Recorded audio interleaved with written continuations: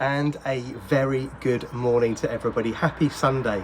I wanted to jump on and just say a quick hello. I've been laid up with flu for the last 3, 4, 5 days and been feeling very under the weather. You can hear I'm absolutely still full of cold and flu. It's not till I talk that I realise just how congested I've actually been.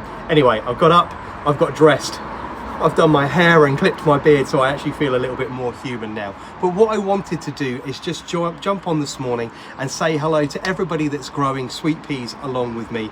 And realistically, if you haven't sown yet, that's not a problem. These steps are here for you to watch back at any point that you want to. Just follow them week by week as they come through. But we're 7 days now after sowing, and I wanted just to quickly take you into the greenhouse very briefly and show you what's been going on. It's all really quite exciting, so if you bear with me a second, we'll make our way very quickly into the greenhouse.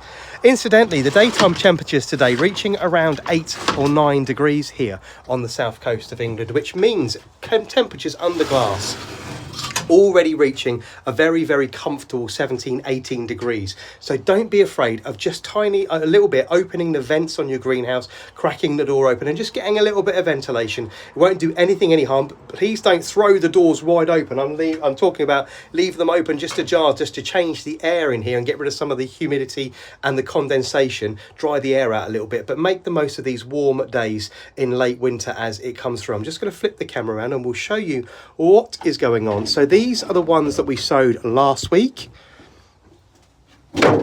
on the heat mat here. Now, full disclosure, the ones over here are the ones I've sown for my client. These all made it into the lovely toilet tubes. Even the hundreds of toilet rolls that I actually saved ran out when I actually came to sowing my own. So mine have gone into these square 3-inch pots. And you can see, look, we have germination, several popping up here and there, which is really good, which is why we chit them and we keep them slowly. Incidentally, these ones here are the ones on that heat mat we were talking about last week. Because the heat mat's not large enough to cover the full area, I'm flipping these trays round every 24 hours, just turning them 180 degrees just to keep that heat even across those. And as soon as we've got one of these up in each pot, I'm going to move these and I'll put the heat mat onto the other ones just to bring them forward just a little bit. But if I move the camera about, you'll see every so often there's one there, one there. So 7 days after chitting and sowing, we now have germination, which is really exciting.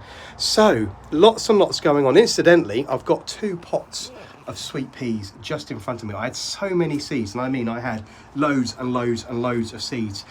So I chucked what was left. Basically, I ran out of pots after that. So I chucked a couple of handfuls, because I never like to waste anything.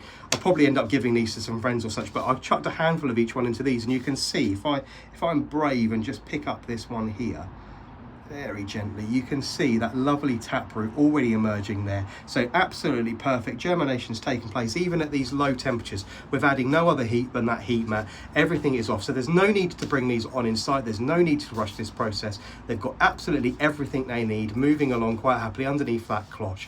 But do open up the greenhouses just a little bit to give them a little bit of ventilation. You don't want to be pushing things on too quickly at this stage. Remember, we are still only in the first week of February. You should only really start thinking about, once the heat mat has pushed on the sweet peas, I'm going to be starting thinking about growing the longer term crops that I grow here. So the strawberries, what am I talking about? The tomatoes will go in because they need a little bit of extra time, as will the aubergines or eggplants, whatever you want to call them. Things like cup and saucer vines, and if you're going to be starting loofahs, anything that needs a really long growing period, that's going to be started off underneath a cloche with that heat mat as well. So we'll move from one thing to another. You don't need dozens and dozens of these things. You just need to plan your schedule and get everything worked out. So the next thing that will be going on is things like aubergines and tomatoes to get those moving, and it'll probably be done something in the 2nd or maybe 3rd week of February. Right, lots to do in the North Lodge cottage garden today. Please feel free to drop me a message or leave me a comment below if you need any help. But if you're growing along in real time, you should now start to see germination on your sweet peas.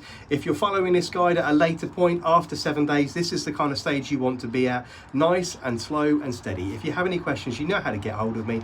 I hope that you have a wonderful Sunday and the dreaded lurgy that I've had over the last few days doesn't get you. I'll see you all again very soon. Take care now. Bye bye.